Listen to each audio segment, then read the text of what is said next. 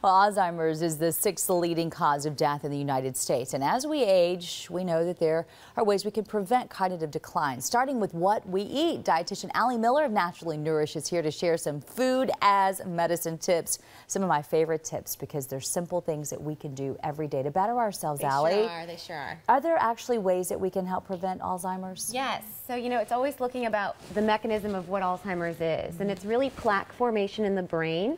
So the mechanisms are going to be oxidative damage as well as inflammation. So as far as food as medicine, we want to find things that are anti-inflammatory and antioxidant rich to fight against that plaque formation. What are some of the foods that are known as the most inflammatory? Sure. So we want to avoid some of the refined sugars. We're actually seeing in research Alzheimer's being referred to as type 3 diabetes. So even if your blood sugar isn't so high that you're diagnosed as diabetic, that plaque formation is actually a sugar-coated formation. And so we want to avoid refined sugars. Also look at metals in our environment like the mercury and aluminum, so maybe avoiding those aluminum cans.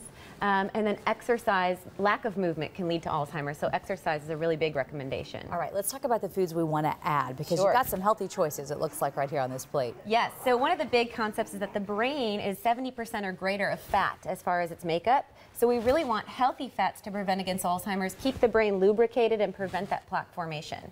So we look at things like our first one here is coconut oil. Coconut oil, about 3 to 4 tablespoons a day has been supported in research studies to prevent that plaque formation. It's a shorter chain fatty acid, and so it's easily absorbed and also helps to keep healthy weight on, but also boosts metabolism. I have coffee as well, which is interesting. Some of our elderly population want to watch their blood pressure, but research supports that caffeine as a stimulant actually keeps the brain function going, can prevent against depression as well, and boost up serotonin in the brain. Hey, they'll be glad to hear that. Absolutely, I know. Always a good excuse. That's an easy good one.